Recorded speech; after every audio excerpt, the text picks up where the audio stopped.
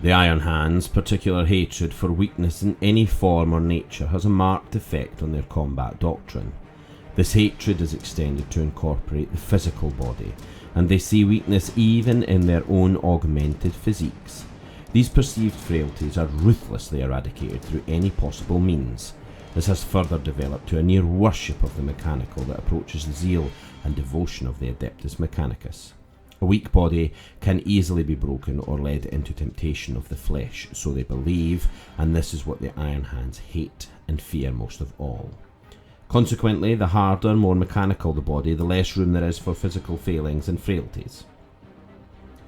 The Iron Fathers fuel the hatred and anger of the Iron Hands with rousing speeches and oratories encouraging its growth and intensity. The chapter takes this powerful emotion onto the battlefield, where it is focused against the enemy at hand. Whoever they may be, the Iron Hands fight with renowned intensity and determination, certain in the knowledge that they act for the good of mankind by crusading against the weak and the corrupted. The cold fury of the chapter as it goes to battle is fearful to witness and deadly in its effectiveness.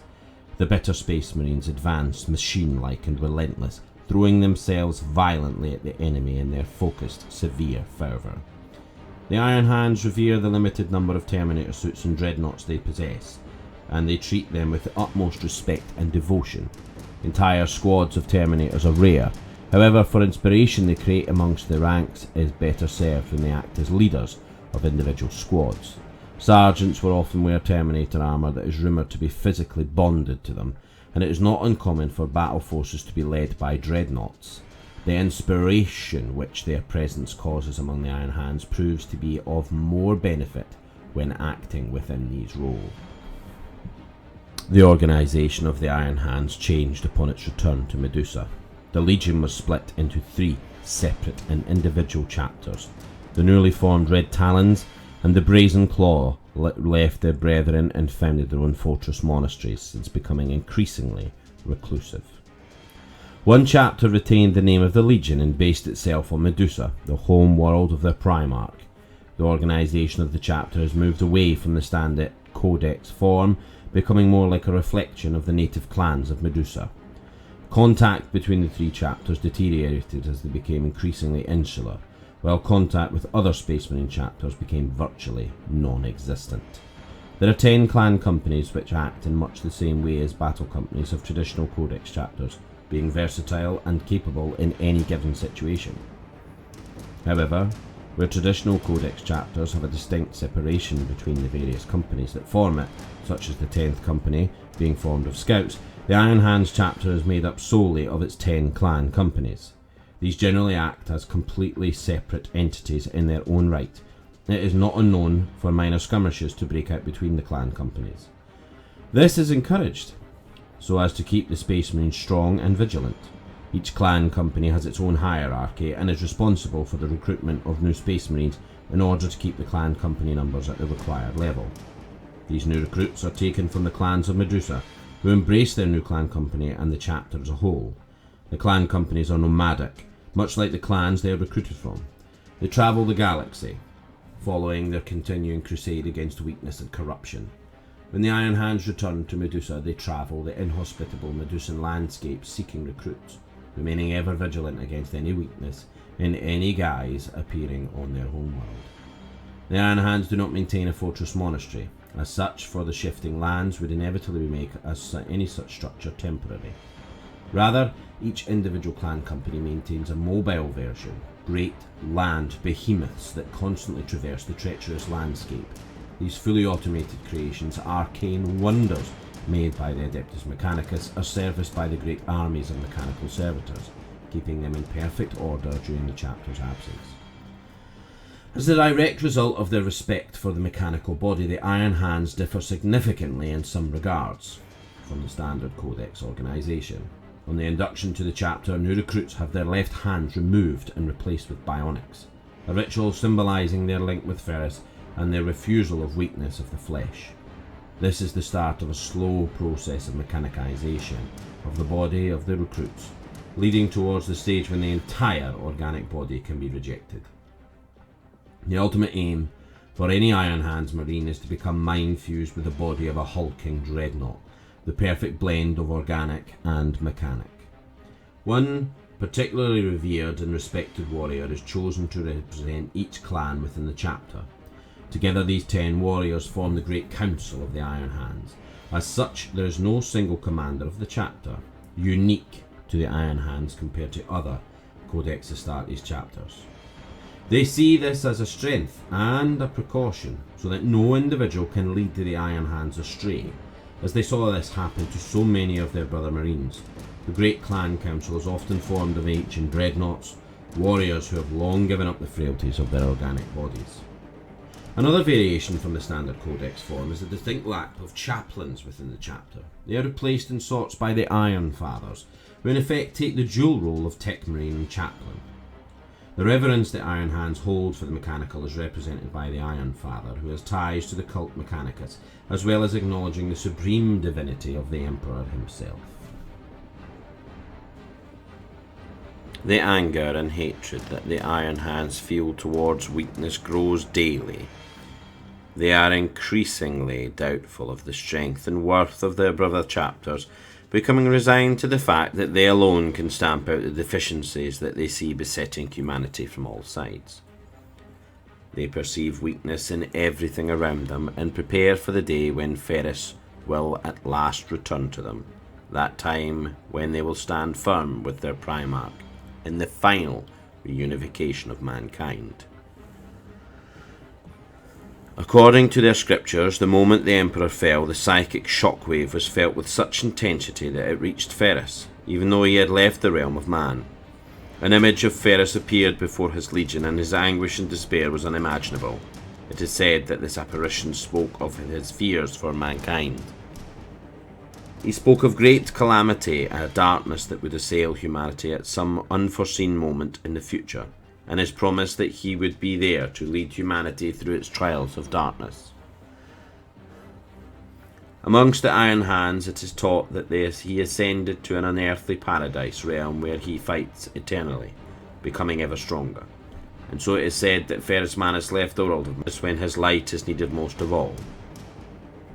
The actions of their Primarch, so the Iron Hands believe, implicitly warned superior metallic hands, have long been interpreted as a direct message to those of his legion. The Iron Hands therefore follow their Primarch's example, gradually eliminating the inherent weaknesses within their body, making them increasingly mechanized. This was further developed to form the most important principle of the Iron Hands, the unyielding mind and the unyielding body. Under the maxim, the strongest, most incorruptible warrior is formed, so they believe. This has proved to be extremely effective, for in all their long and glorious history there has never been any record of an Iron Hand Space Marine failing in his duty as a result of any physical frailty. The Iron Hands have a close link with the Adeptus Mechanicus and embrace many of the beliefs of the machine cult. The reverence they hold for the mechanical, the physical embodiment of knowledge, is frowned upon by the majority of more Codex Space Marine chapters. The most talented of the chapter's Iron Fathers are sent to Mars, the ancient and mysterious homeworld of the Adeptus Mechanicus, where they study under the Tech Priest engineers. The Iron Hands often make use of weaponry and armory that is generally unseen outside of Mars-based cult. What the mysterious and typically insular cult Mechanicus gains from this strange relationship is unclear. The fanatically intense hatred of weakness displayed by the Iron Hands would appear to gloss over a hidden and deeply rooted fear of the physical form that is evident throughout the chapter.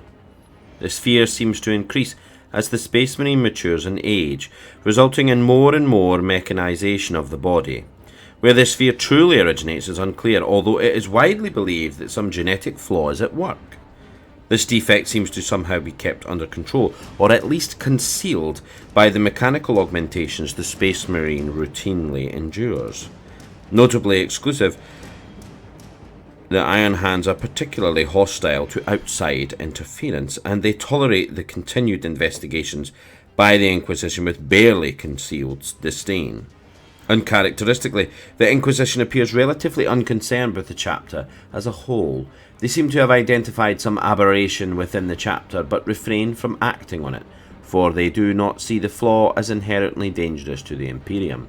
Rather, the Iron Hands chapter, with its particular devotion to the eradication of the weakness they perceive all around them, are, for now, seen as a useful form of enforcement within the Imperium, and their effectiveness at the moment is beyond question. Like many great chapters of the Adeptus Astartes, the Iron Hands have stories of great heroes. One great hero in particular was Paulian Blantar. Blantar was an inspiration to his chapter, who served the Kargul clan company for many centuries. His technical abilities became apparent soon after his induction into the Iron Hands, and within decades he had become the preeminent Iron Father of his clan company. The other clans sent their young aspirants to study under this great master, and the entire chapter benefited from his expertise. In the realm of bionic enhancement, he was unparalleled, and his refinements of the augmentation process distinctly affected the direction of the chapter. It was Paulian who led the dramatic counterattack against the insidious Dark Eldar Drukhari on the industrial world of Caladrone, rescuing the badly wounded war leader Banas and carrying him to safety. Banas had been terribly mutilated by the twisted aliens, and it was Paulian himself who performed the tech surgery that enabled Banas to continue to lead his clan for centuries to come. Indeed, Banas still leads his clan company as an ancient and powerful dreadnought. Being an integral member of the Great Clan Council, his wisdom and expertise continued to benefit the chapter as a whole. The disdain that Paulian felt for his organic body was legendary. The augmentation of his body was a constant process, and he ceaselessly sought new ways of strengthening himself. Indeed, toward the end of his long and successful lifespan, there was little organic left of him other than his brilliant, mechanically orientated mind. The ritual scarring and punishment that he inflicted on the few exposed areas of his skin became synonymous with his skill as a tech. The Iron Fathers of the chapter as a whole routinely scar their bodies in reverence to him, and they uniformly aspire to his technical brilliance and insight. I hope this video has found you well, listeners, and I hope that you have enjoyed listening to the organisation of the chapter of Space Marines known as the Iron Hands. In a future video we will continue to analyse this chapter by looking into the past of one certain Iron Father, Ferios. That leaves me with just one thing to say. Today you have been wargaming with Dad. Enjoy your day. Goodbye.